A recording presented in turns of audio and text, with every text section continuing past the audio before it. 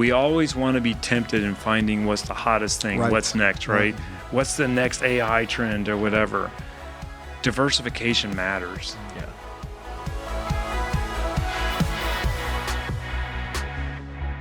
Well, hi, everyone. Welcome to the Framework Leadership Podcast. I'm your host, Ken Engel, president of Southeastern University. And as always, joining me is our co-host, Michael Steiner, who serves as SCU Senior Vice President for Advancement and Innovation. And we're excited to introduce our guest for today's show, Eric Branson. Eric is the Director of Investments at Cyndeo Wealth Partners, where he focuses on analyzing data-driven decisions for client portfolios, implementing financial strategies. His career in financial services has included a lot of roles, for example, at Raymond James, Morgan Stanley, UBS. And then beyond finance, Eric is a former combat engineer in the U.S. Army, a certified Kingdom advisor, and deeply involved in faith-based leadership, serving as a children's supervisor at BSF Bible Study Fellowship. He's also made a significant impact in nonprofit space, serving as past chair of the Suncoast Center for Community Health, past chair of PARC, and past president of the All Children's Hospital Foundation Development Council. Eric, man, it's an honor to have you as our guest today. Thank you. I'm looking forward to it. I appreciate the invitation. Yeah. And to get our conversation started, your career path, as we just kind of walked through it, has been incredibly diverse. You've had the chance to serve in the military, work in financial services, lead in really the nonprofit sector. What led you to transition? Let's talk a little bit about that journey, transition from U.S. Army into financial services industry, and how did the military experience actually shape your approach really to leadership and decision-making and all the things that really are in play and what you get to do? So the transition from being in the military into financial services happened in the mid-'90s, but the foundation for that started back in the '80s. I was in high school, and I remember coming home one day. My mom had been in the financial services since the '80s, like late '79 or early '80. And she got her license in '86. And you got to understand, this was the good old boy network back then, right? And so for a female to be in that was monumental at that time. She came home one day. It was October 19th, 1987. Huh. That was Black Monday. And the massive drop in the market. And I want to make it very clear, I had no understanding of the markets at that time. But she would always tell this story where she came home, she was all stressed out, didn't know what to do. She was new in the business. And she said, I didn't even pause. I looked at her and I said, doesn't that mean everything's on sale? Shouldn't you be buying now? And she's like, huh. And she went back and started buying. And in kind of preparing for this, I thought about it. I still manage some of those clients today. Wow. That she was managing back then. And it was kind of an interesting kind of recollection of where this all started. And so then I came back from serving overseas and came back and went to school, worked for her part-time. I was on the GI Bill, and then I got licensed in '96. But my time in the military, you were asking about the leadership, I wasn't a platoon leader or platoon sergeant or whatever. I was just a private first class, the highest rank I got to. But I knew what leadership looked like. Because the military is all about chain of command. Right. You respect the chain of command or you don't. And if you don't, it's going to be pretty tough on you. Yeah. But I liked the chain of command, and you looked at what you wanted in a good leader. My platoon sergeant was a Special Forces Ranger, pretty much a pretty cool dude, right? And he took us all under his wing, trained us. We knew he was competent, right? So we would follow him anywhere. And so competency matters, your confidence in the mission, and then just earning respect. When he was in his dress greens, you would see it on his chest, all the rainbows, and you would be like, okay, he deserves respect. He's earned his position as our platoon sergeant. And so that's kind of what I embodied my leadership on. I have to earn people's respect, right? And I have to be confident in the mission of whatever we're doing. Clients need to hear confidence from me. I can't be wishy-washy. I have to own my decisions. And then I think that brings calmness to them. They will follow us anywhere, right? So that's how I've looked at it. I will, like to add, though, I think you have to do all this with humbleness. And I think look into the cross, look into Jesus, and it doesn't always have to be about you. Yeah. Right? You want to lift others in front of you. So lead from behind, help them out, and look to make other people stronger. Yeah, and now with your work in wealth management, you get access to a front row seat of so many different leadership styles, people from different spheres of industry. So as you've been thinking about your experience in the Army and now in wealth management, what are some of the ways that you see leaders demonstrating competence, demonstrating that confidence? What are some of the kind of practical, tangible things that now you can see it in different industries? Obviously we get a good cross-section, right? We see all kinds of stuff. And I like those that are approachable, right? Y'all know him, Matt, our CEO. I've known a lot of guys in his position and his level, and I just appreciate how he approaches every day, right? He never has this pariah attitude. He's always approachable. He always hears ideas, but then he needs to make a call. Right. And then, but if you feel like you've been heard and you feel like it's been processed, if it's not the right way to go, fine. Yeah. Wow. Right. And I think, and you have to support, like in the chain of command in the military, right? You could say something to your platoon sergeant or something. He's got more information than you do. Right. You need to trust him and let him make the call. And then you need to be 100% all in behind him to support the mission. You can't, because if you don't, you'll fracture. So I think having the, being approachable is one of the biggest skill sets. I don't like it when people, they don't let people in, right? And I just think that's not conducive to a good work environment. No. That's great. You, as I mentioned earlier, you also hold the Certified Kingdom Advisor designation, which integrates a lot of financial expertise with good, solid biblical wisdom. What does it mean to be a Kingdom Advisor? How does it shape your approach in the clients you get to you have the privilege to serve? How do you help all of these individuals, their families, align their financial decisions with a lot of their faith values, their convictions? Delicately. Because it's not... Scripture is black and white on a lot of topics.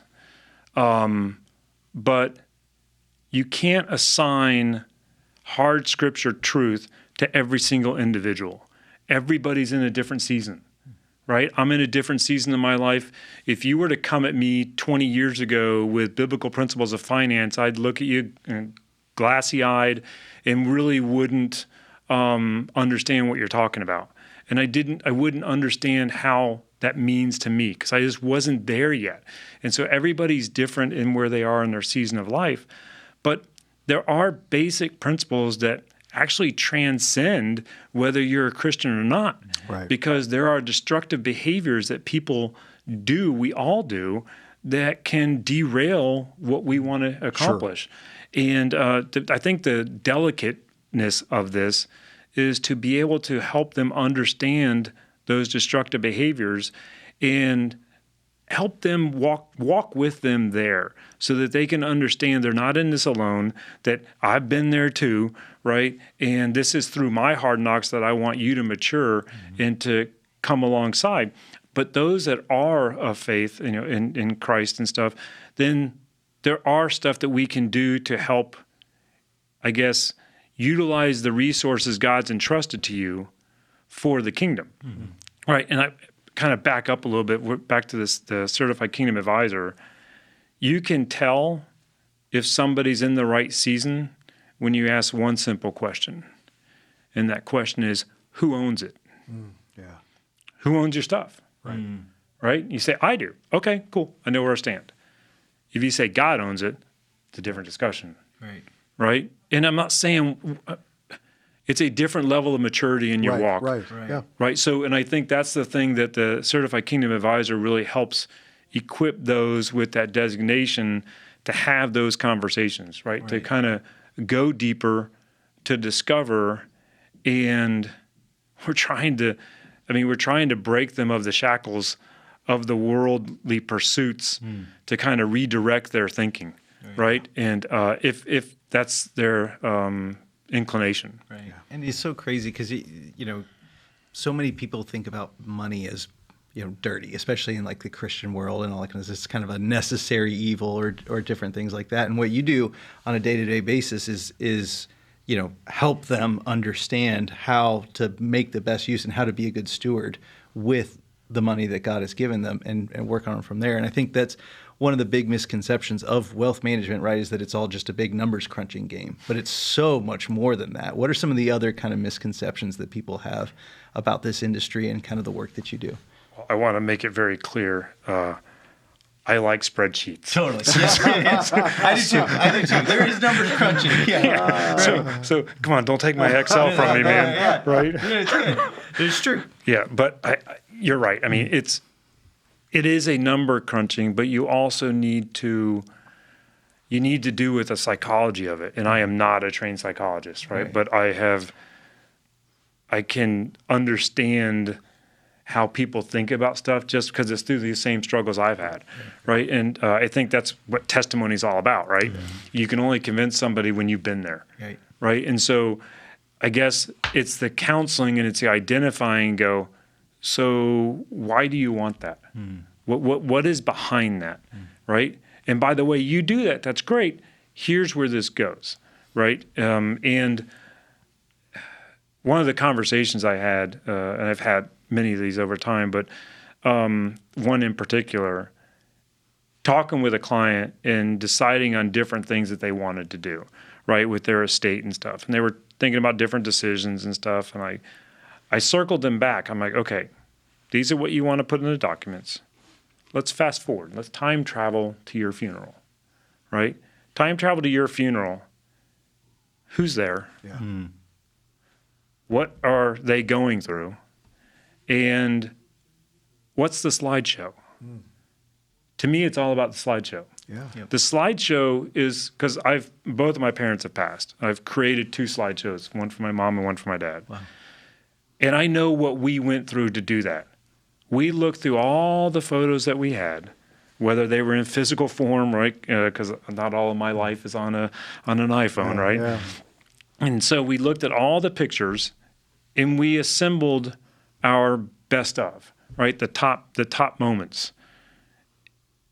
There was not one picture in either of my parents' slideshow that had to do with a thing, an object.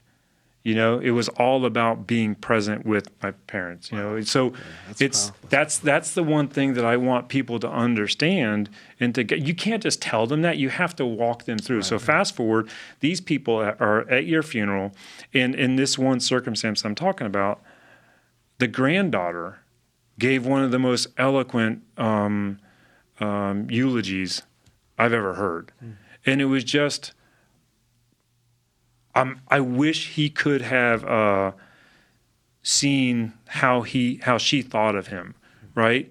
And because that would have meant the world to him. And I think I literally just in the last day I saw something. There's some device where you can record a story of regarding a picture, and it literally puts it in a book form. Wow. And I'm like, wow, that's pretty cool. Right. I don't know what the name of it was. I'll look it up. But it was like, that's what I'm talking about, is capture those moments and make sure decisions you want to do, they encourage that.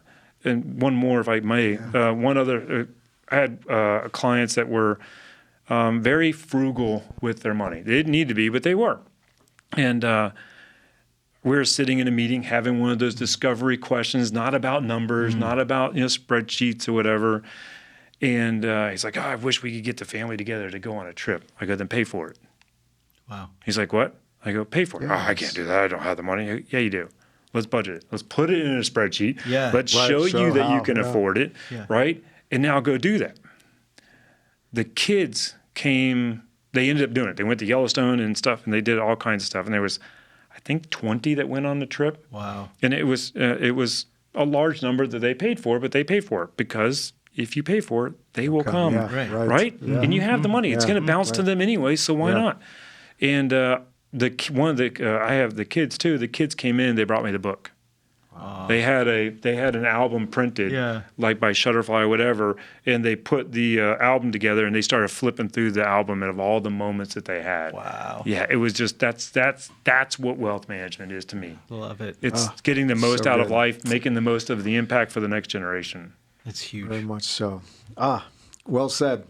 We'd be amiss if we didn't talk a little bit about some of your insights, your knowledge, your wisdom, your journey as it relates to the market and economics and all of that. And of course, as we've already talked, faith and finances are deeply integrated and connected, but we also know that current markets tend to play a major role in shaping a lot of decisions that we make. So with your wisdom and expertise in management of investments, kind of curious about your thoughts, your perspective on where things are headed currently, which seems to change day by day here in the last few weeks. What do you anticipate for the stock market actually over the next maybe, 6 to 12 months? Can we stretch that to like Sure. 12, 24, Okay. 48, Sure. 60? Yeah. Stretches it, as long as we get some perspective to help us. Years from now, the market will be higher than it is now. Yeah. Will I get away with that answer, or no? Probably not. I don't Well, know. history Will you? shows that. It should. History shows that. It should be. Yeah. And this is a storm, right? That we're all in the middle of. Mm-hmm. And like we were talking earlier, it gets chaotic, right? Obviously, the current administration is known for not the most subtle of news, I guess, blurbs or whatever. And so it's definitely chaotic. And patience is very, very much needed in times like this. And the reason why I don't like narrowing it down to a 6 or 12 month time frame. I don't invest for 6 to 12 months. Yeah. If you need money in 6 to 12 months, you're in cash, right? So that's not the perspective to have. So I've been doing this since the mid 90s as a licensed professional in the business, right? So, I mean, Y2K, right? 9/11, right? Global financial crisis, right? What happened in 2020? Oh, yeah, COVID, right? And by the way, is there anything else since COVID? Yes, there is. Oh, yeah. Russia invaded Ukraine, right? Invaded the breadbasket, right? So a lot of stuff has happened. It feels bad in the moment. This feels bad in the moment. Then the next phrase that comes after that is, well, it's different this time. I get it. It's different this time because it's different ingredients. It's going to be the same recipe. Sure. Right? So it's chaotic, but last week was a perfect example. It is a lesson that I hope a lot of people archive and learn from. And if you don't know what I'm talking about, the markets, so I think it was Wednesday, the markets were very, very bumpy, had been bumpy since, quote, Liberation Day on April, whatever. But the market was bumpy. But then as soon as it was announced, there was a pause. That violent of an upswing caught everybody off guard, right? And so before I kind of get into the forecast, I want to kind of back up and kind of help you kind of see it how I see it, right? You have to be cognizant that when there are major market moves, whether it's in interest rates or whether it's in the stock market, that's not rational. Something broke. Yep. Right? I remember going down to Isla Morada on my 10th anniversary. It was May 6, 2010. I remember this clearly. Market crashed because somebody fat-fingered something, and it caused a big drop in the market. And it was irrational. Yeah. Markets are methodical, and they are always trying to learn and try to evolve based on the information that it gets. When you have something like a big rate spike that we had, or you have something with a big market downdraft or a big market updraft, something broke, right? Because it's irrational. And so you really need to take out those movements and say, okay, where is the trajectory, right? And so it feels violent, but as of this morning, the Dow Jones Industrial Average is down about 7%, 6.5, 6.7% or something like that. S&P 500, 10. NASDAQ, 15. Those are big numbers, but they're not, right? We have this all the time. I mean, this stuff happens, right? Yeah, I mean, we have times when the market does this. But there are also, going back to 1953, there are 4 times in history where there's been 2 consecutive days or greater where the S&P went down 10%. Every single time, that was more than likely at or near the bottom, right? So you have that kind of stuff going on in the marketplace. Yes, there's other ingredients going on there. I know that. But the trajectory, capitalism, is to look to make money. So what's going on right now? I want to kind of then, I'm going to get to your question, but I'm building a foundation before I answer it. You look at the markets. You look at, if I'm a corporate CEO, a publicly traded corporate CEO, everything on the horizon, I'm multinational, everything I'm hearing about tariffs, what's the first thing I'm going to do? I am not keeping my earnings estimates or my forecast the same. I can't. Right. I'm a steward of the investor capital, so I have to respond with a cautious stance. Right. So I'm going to bring my earnings down, right? That's understood. The value of the market, or the PE, the ratio that it was very lofty. I would say induced because of a lot of government spending and all that stuff, but it was very lofty. You're bringing down earnings, so you have to bring down the multiple times those earnings. Therefore, you're going to get a pullback in the market. That's just normal, right? And so you do that, and you take the cautious stance as a corporate CEO. Markets need to pull back. Do you go to cash because the market pulled back? No, it's just part of the process. It's just because we're all running an endurance. We run financial plans. We call them Cyndeo Wealth Blueprints, right?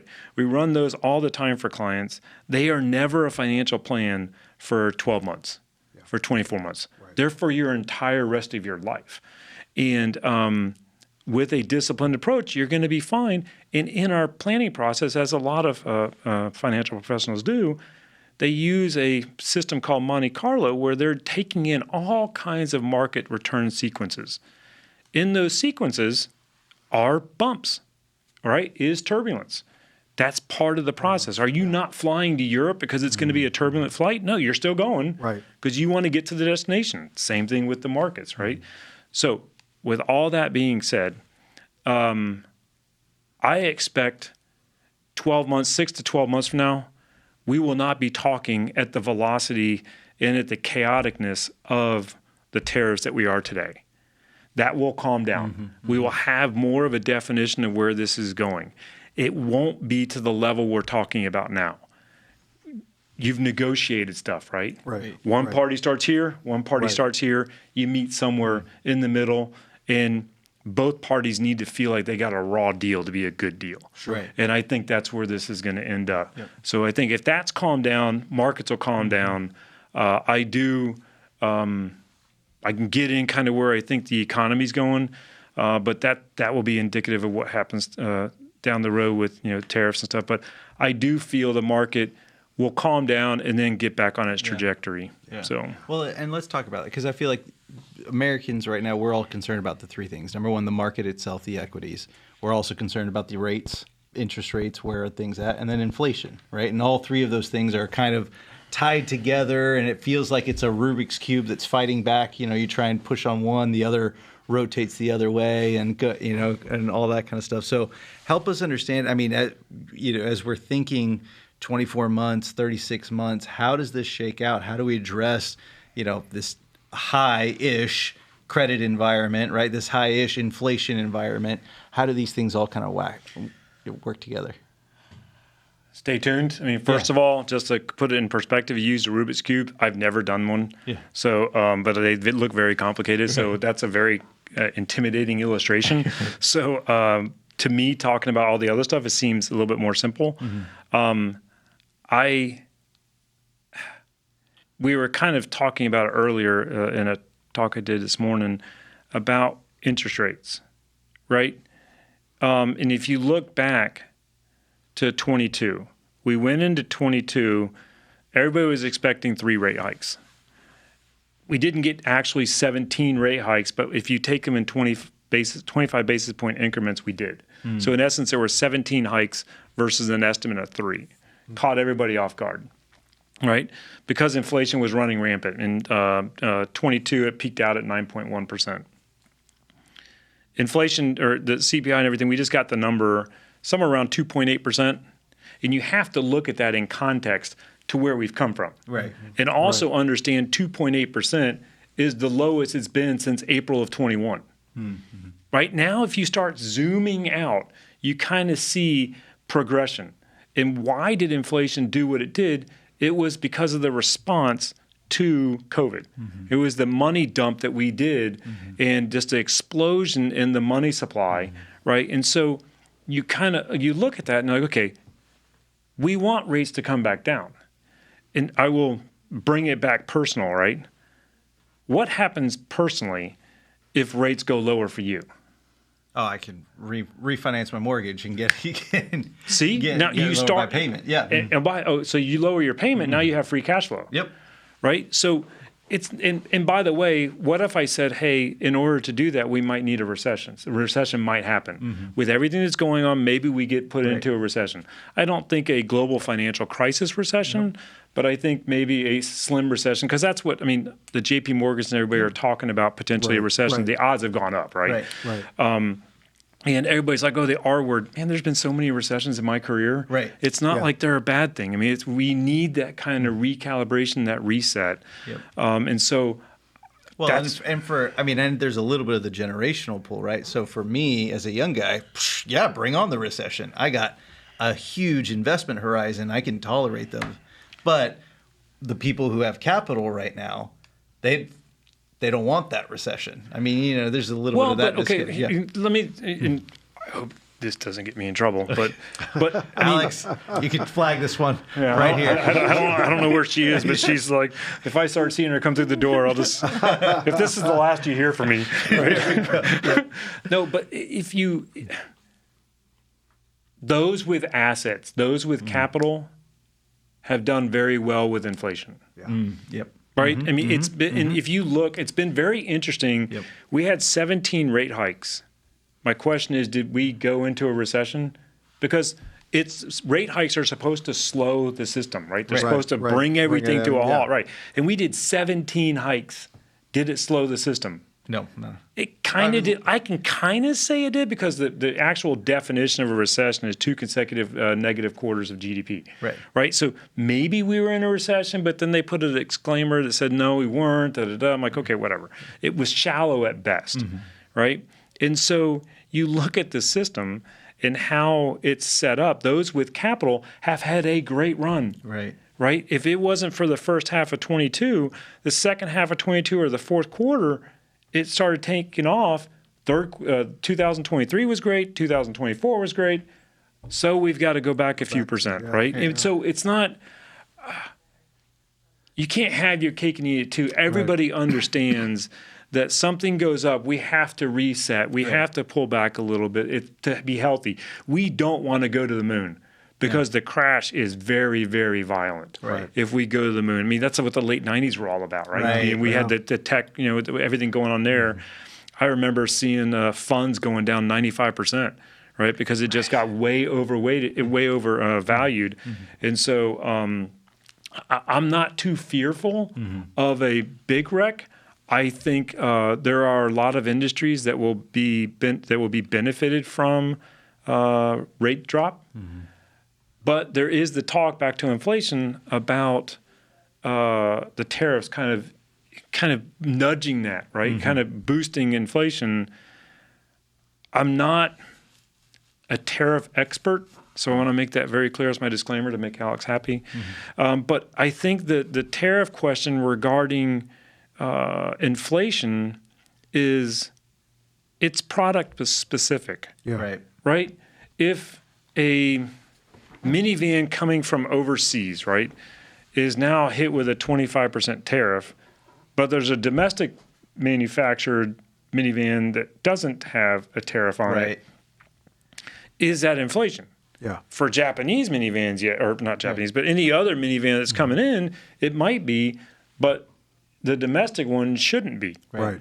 Right. So it's that's what I'm kind of trying, and I understand, and I don't want to make people upset.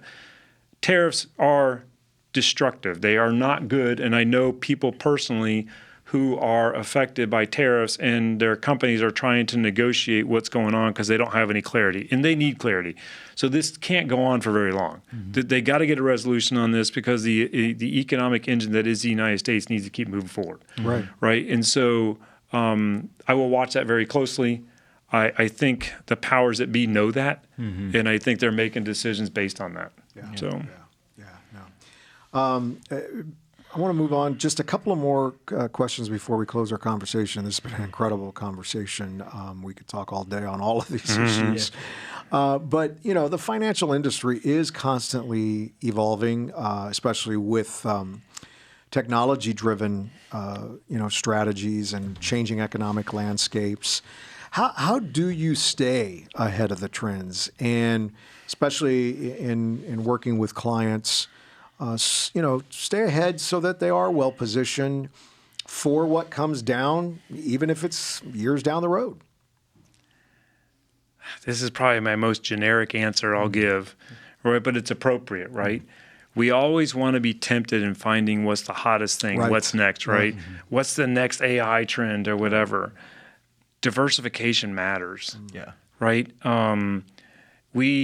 I don't like to, nor does Cyndeo. We don't like to make a leveraged bet on something because it might be the next hot thing, right? I think diversification is the most important tactic in order to make sure you're in the right areas, right? So when the markets do zig and zag, you're in the right stuff. I mean, we've stayed diversified throughout this whole journey, and it pays off because we had precious metals in the portfolio. Well, you see what they've done, right? And so that's been a very interesting dynamic, and I want to touch on that real quick. But I think diversification, even though it's boring, is the right tactic. With that being said, we are always looking to enhance what we do, whether it's creating new portfolios that have a different thesis with it, looking for opportunities to enhance what we do.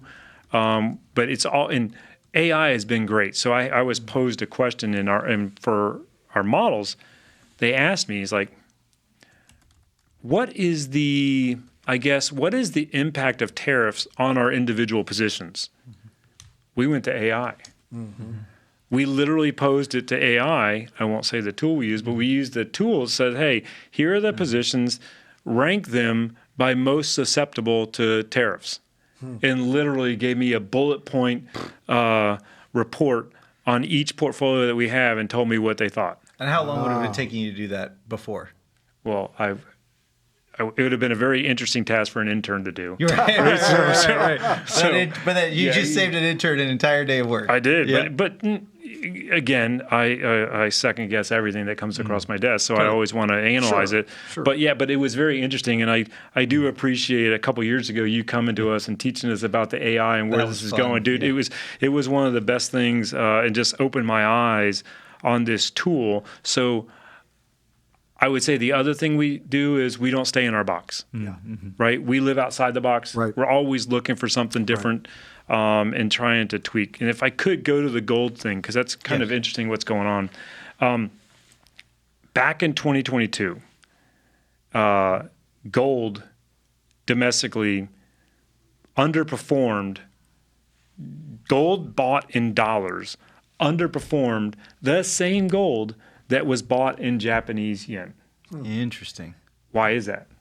Because our dollar got stronger. Right. The Japanese yen went relative to the dollar went backwards. Right. So they made money on the gold. We didn't. What's happened this year? Switched. Yep. Gold you've done well in gold because the dollar's appreciated, right? Because there's less appetite for dollars. Right. In the treasuries and stuff. And so it's very interesting to see that dynamic play out. Because you would think in 2022 that we would inflation's running rampant, gold's the safe haven. Well, it is, but we raised rates 17 times and therefore made the dollar more attractive, and therefore the dollar appreciated. Right. So then, because dollar's only a relative measure against another currency. Yeah. Right. And so the Japanese yen didn't have a rate spike like we did, and that's why we underperformed, the gold underperformed here. But now the inverse is happening. And my question is, and I am not the smart guy. You got plenty of smart people here at Southeastern that could have this discussion. It's like, what's better long term for the U.S.? Right.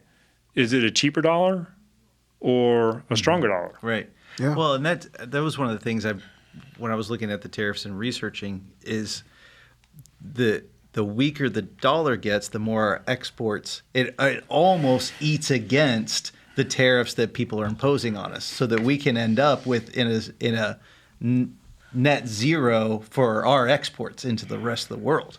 Which is one of those. It's like one of those things where you're like, okay, is Trump really playing 3D chess, or did he just get lucky with that? I don't. Well, first of all, you can't say Trump is playing 3D chess because that diminishes his mindset. Yeah. He, from what I've been hearing, everybody's saying, "Oh, he's playing 4D chess." I don't even know what that is. But I'm like, okay, somebody needs to come up with an app that says 4D chess, right? All that kind of stuff. It's good. Yeah. It's good. Let me ask you about diversification. What does that really look like for a strategic investor? What would be some good components of a diversified portfolio? So diversification means, I want to start with the definition, and then we can kind of drill down, right? Diversification really means you have complementary assets, meaning not everything goes in the same direction or at the same velocity. Yeah. So you want that disconnect to, in other words, riding in a high performance car with a stiff suspension or riding in an old-fashioned Cadillac, right? Do you want to glide down the road or do you want to feel every single bump? Sure. Right? And so diversification kind of makes it a softer ride, right? Because you got stuff that's not moving. Some might move in inverse to stuff. And so the components of that in a general form are obviously stocks. Yeah. But then stocks, you'd be diversified inside there, right? Right. Because you have the high octane, the Mag 7 and stuff we've heard about, but then you've got the Berkshire portfolios, right? You got the dividend paying, you got those types of portfolios that move in different amounts, and we call it standard deviation, but their bumpiness factor is different, right? And so you want to have those types of stocks. You also want to have, you want the big companies, the smaller companies, and so on and so forth. You also want bonds, right? You want bonds because bonds obviously don't move like stocks, and they have a different market, back on what you were talking earlier. In that treasury spike, from what I've heard, that was, by the way, a Japanese fund that made a massive bet on treasuries and it broke. Right. So 16x leverage. Yeah. And so understand that when that happens, when you see big moves outside the norm, something broke. Right. That is almost, it's never a rational move when something that big happens, especially in the bond market. So that's what took place there. And bonds are good, and there's all kinds of bonds. There's, low credit quality, high credit quality. There's treasuries, and stuff like that. There's all kinds of different bonds you can get. There's also bonds that you can get that are outside the U.S. So maybe you pick up on that currency play, right? Right. The other side, in which has been gaining a lot of momentum, is the alternative assets, which is a massive bucket for different stuff, and crypto falls in there. You have private credit, private real estate, private equity, commodities, gold, silver, all that kind of stuff falls inside that alternative bucket. And the good thing about some of those assets, if it's appropriate, is they don't price every second, right? How often do you value your home, right? If you valued your home every second of every day, you would see the price move all over the place, right? But you only value when you refinance it. So you only got little bits in time. That's kind of what the private assets do. They spread out that pricing mechanism, therefore giving you a lot more stable experience. Right. And so that's how they complement each other. So, and then obviously, this is weird, but now money market pays something. right? Now we've got 4.5% money market rate. So now that's the threshold for, am I comfortable with just money market returns, right? And so that's the diversification that happens. And, yields going up like they did really helped diversification. When bonds were at zero, they really weren't really yielding much. They didn't provide you enough diversification because there wasn't any income to offset. Right now we've got income there to offset, so therefore now it's got room to play with and help to diversify and help to give you a better experience in the portfolios. So love it. Well, thank you so much. And as we wrap up our time today, last question for us is, as people are working with their wealth managers and wealth advisors, as they're thinking about the future investment, what's the number one question you think they should be asking themselves as they're both talking, maybe with their spouse or anybody when it talks about their future wealth? It's a biblical principle, but it's not exclusive to the Christian or to those that follow the Bible. It's contentment. I've been doing this a long time, and I have suffered from this as well. The pursuit of stuff, right? And you need to be careful because you're never going to get satisfied. You're always going to be going down this path to get the latest and greatest, right? Life is about experiences, right? Yep. It's not about putting our value in stuff that depreciates, stuff that will go away. I think that's the one thing is, what are we really doing this for? What am I looking to get out of that? And what's the most important, right? I think if you can do that, I've counseled a lot of people on over leverage and showing them that, trust me, go through this process. You will be so much more at peace after the fact. It won't be fun. It's not a fun journey to kind of look yourself in the mirror and understand, hey, I've been kind of foolish with some of my financial resources, but to get more disciplined in it and more intentional about it. And if you're a married couple, you talk about it. Right? I mean, nobody wants to talk about money. And I get it. My wife and I didn't talk about it for a long time, right? And now it's you have to get at peace with it. You have to deal with it because it is destructive if you don't. Right? Absolutely. So so good. Well, Eric, thank you for joining us on the podcast and for sharing your incredible journey with us. And I can tell you, your finance, your faith-based leadership, and community service is truly making an impact, and we appreciate what you do, and we appreciate your voice. Thank you for the invitation, and vice versa. I love what you guys are doing and pouring into the next generation. Keep it up. We love it. Well, thanks for being here. And if you want to learn more about Eric and his work, you can connect with him on LinkedIn at Eric M. Branson, or you can explore more about his work with Cyndeo Wealth Partners at cyndeowp.com. We'll see you next time on the Framework Leadership Podcast. Take care, everybody. Thank you so much for joining us today on Framework Leadership. If you're watching on YouTube, now would be a great time to hit that like button, hit that subscribe button so you can get incredible leadership content right to your YouTube feed. You can also check us out on Spotify and Apple Podcasts every single week, Framework Leadership. And if you love great email newsletters, and I know I do, make sure you check out keningle.com and subscribe to the Framework Leadership newsletter. It's an incredible piece of content we put out every single week of amazing leadership resources right to your inbox. Make sure you check it out. You can also follow us on Instagram at Kent_Ingle, at Dr. Michael Steiner, on X at Kent Ingle, and on Facebook at Kent.Ingle. Stay up to date on all the incredible things happening on the podcast and at Southeastern University. We love you guys, and we love our followers and our subscribers. Thank you so much for listening to the Framework Leadership Podcast.